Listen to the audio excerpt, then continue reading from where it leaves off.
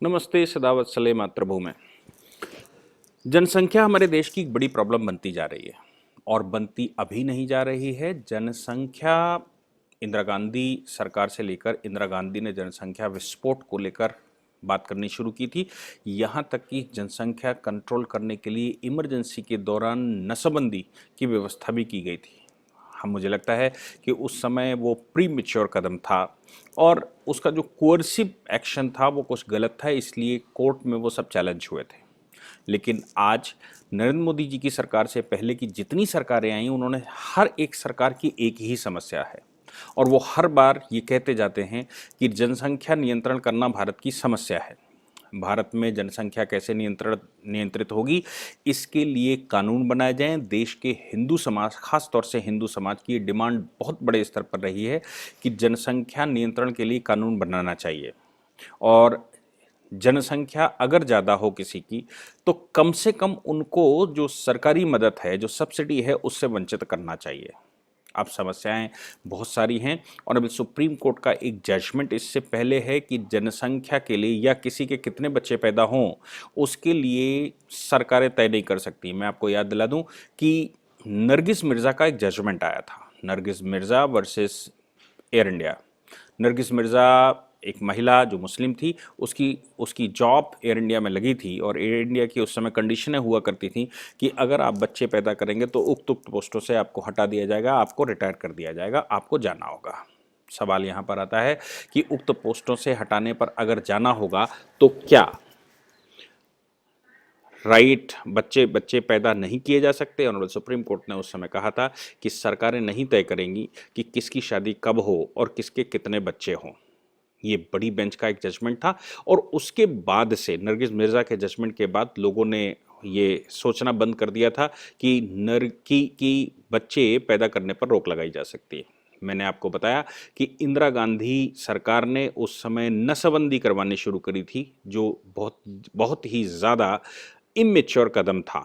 लेकिन बाद में राज्य सरकारों ने, सबसे पहले हरियाणा सरकार ने पंचायत के चुनाव के समय पर रिस्ट्रिक्शन लगाए और उसके बाद हरियाणा, राजस्थान और मध्य प्रदेश, इन्होंने भी अपने यहाँ कानूनों के नियंत्रण के लिए, बच्चों के नियंत्रण के लिए कुछ कदम उठाए।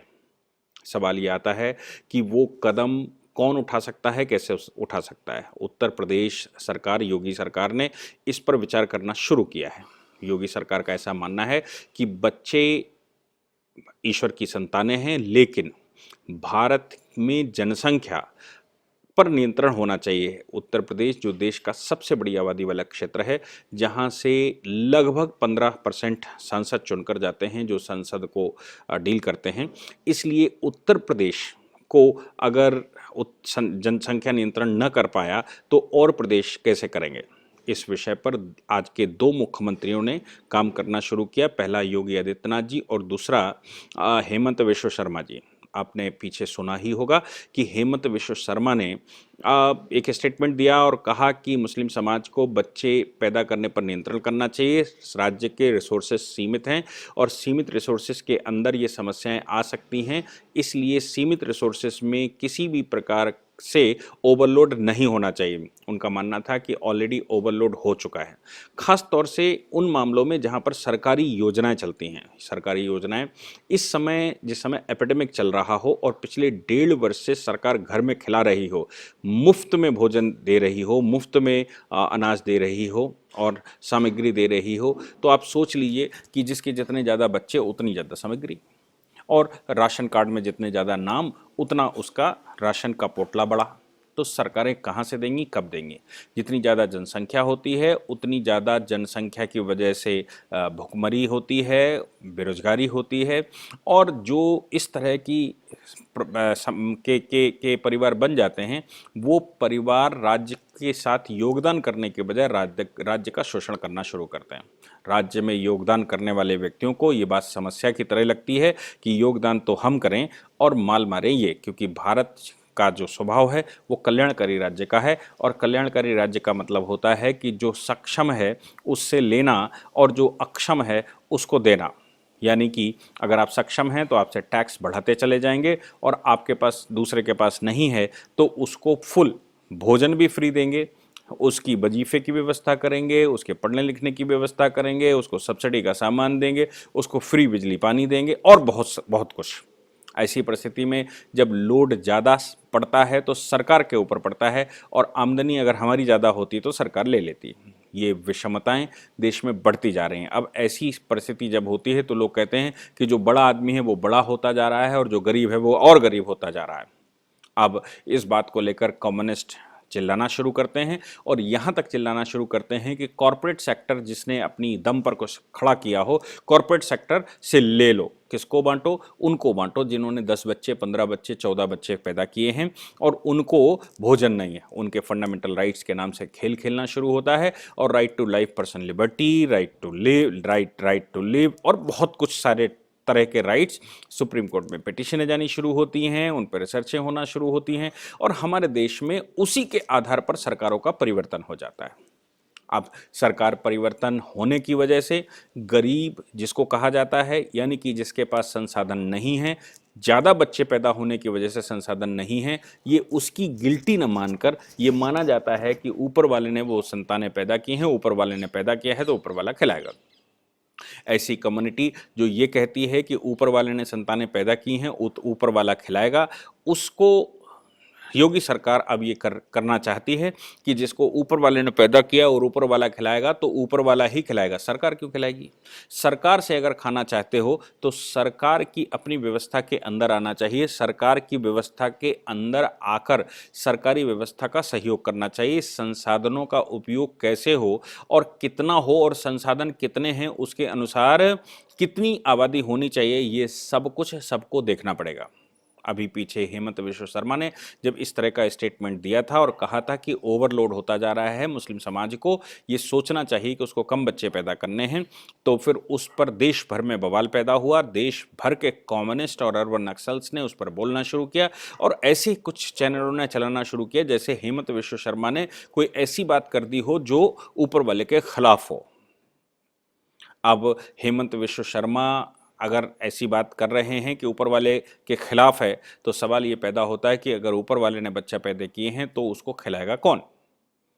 तो सवाल यहाँ पर योगी सरकार और हेमंत विश्व शर्मा जी जो सोच रहे हैं, जो लॉ कमीशन को, उत्तर प्रदेश विधि आयोग को जो काम दिया गया है इस समय, वो ये दिया गया है कि जनसंख्या नियंत्रण करने के लिए क्या उपाय, क्या विधियां बनाई जा सकती हैं। विधियां ये भी बनाई जा सकती हैं कि 2 से अधिक बच्चे अगर जिसके होंगे तो उसको सरकारी नौकरी से वंचित किया जाएगा। 2 से अधिक जिसके बच्चे होंगे उसको सब्सिडी का सामान देने से मना किया जाएगा। कारण ये है क्योंकि अगर आप को लगता है कि अल्लाह ने पैदा किया है, अल्लाह खिलाएगा, तो सरकार क्यों खिलाए? दूसरी बात यह है कि आप तभी बच्चे ज़्यादा पैदा कर रहे हैं जब आप सक्षम हैं और आपको लगता है कि आप उनका भरण पोषण कर लेंगे। उनका भरण पोषण करने की क्षमताओं, आपके अंदर क्षमताएं हैं, उन क्षमताओं की वजह से ही आप ज़्यादा बच्चे पैदा कर रहे हैं। फिर क्या है, जब आपके पास क्षमता है तो सरकार क्यों खिलाए?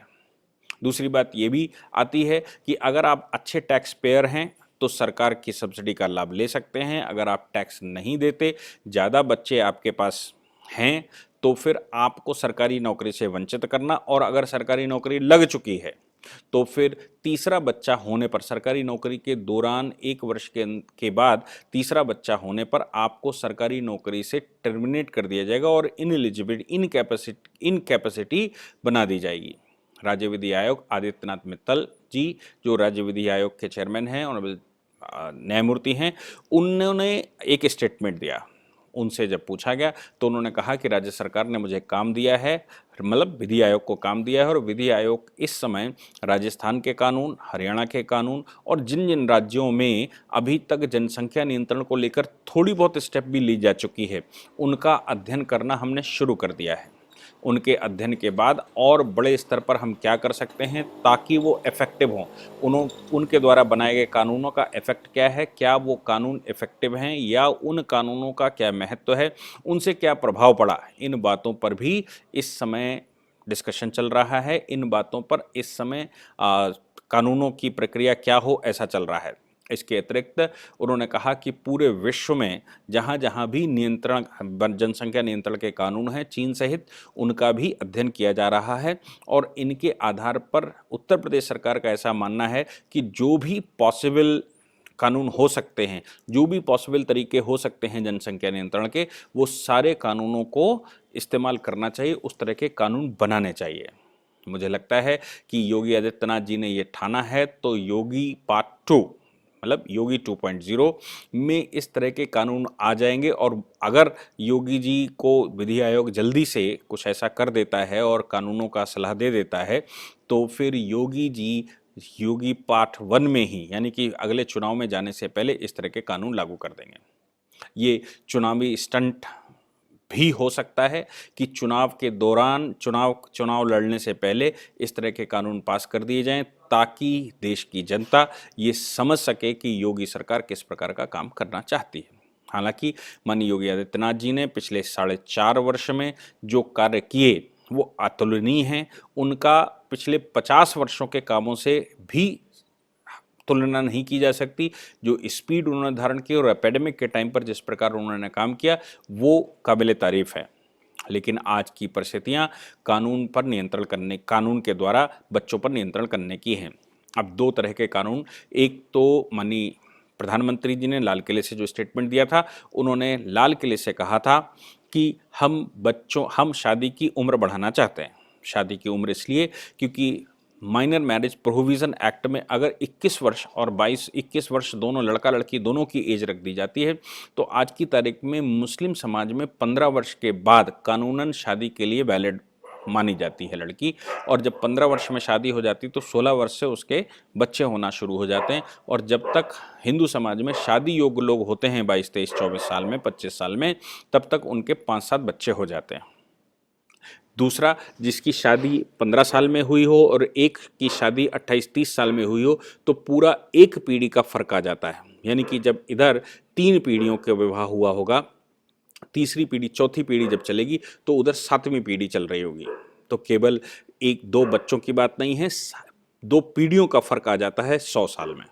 आप सोच कर देखिए कि अगर 100 साल में 2 पीढ़ियां बढ़ जाएं और बच्चों के पैदा करने की स्पीड भी बढ़ी हो, तो ऐसी परिस्थिति में बहुत कुछ गड़बड़ हो सकता है। देश में जनसंख्या नियंत्रण के लिए योगी जी जिस प्रकार से काम कर रहे हैं और विश्व शर्मा जी जिस प्रकार से काम कर रहे हैं, मुझे लगता है वो काबिल तारीफ है। अगर देश के लोग जो कानूनों को जानते हैं, कानूनों का अध्ययन करना चाहते हैं या करते हैं, उनके पास किसी भी प्रकार का कोई सजेशन हो, तो वो मुझे भी मेल कर सकते हैं, ताकि उत्तर प्रदेश विधि आयोग को वो फॉरवर्ड किया जा सके और उत्तर प्रदेश विधि आयोग को भी वो सजेस्ट कर सकते हैं। अगर मुझे करेंगे तो मैं आपके सजेशंस को इकट्ठा फॉर्मुलेट करके उस पर एक ड्राफ्ट करके और उत्तर प्रदेश विधि आयोग को वो दूंगा, ताकि उत्तर प्रदेश विधि आयोग का सहयोग हो सके। मैं बार बार कहता आया हूं कि सरकार बहुत कुछ कर सकती है, लेकिन सरकार सब कुछ नहीं कर सकती। हर व्यक्ति के पास मस्तिष्क होता है, लेकिन वो मस्तिष्क हर जगह पर काम करे, हर बात में काम करे, ये आवश्यक नहीं है।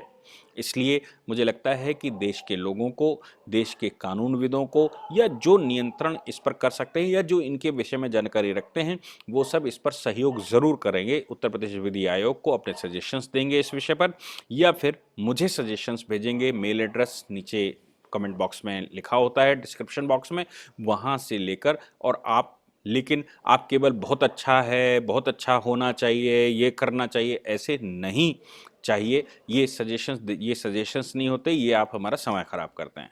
अगर आपके पास वाकई में कुछ है तो कानूनी प्रक्रिया बताइए, किस देश में क्या चल रहा है, भारत के कौन से हिस्से में क्या चल रहा है, सुप्रीम कोर्ट के जजमेंट क्या क्या हैं, और कानून इस तरह के नियंत्रण करने के लिए और कानूनी उपाय क्या क्या हैं। केवल हमें बौद्धिक उपाय नहीं चाहिए, हमें कानूनी उपाय चाहिए, क्योंकि भारत में विधि का शासन है। इसलिए कोई भी काम विधि के द्वारा ही किया जा सकता है।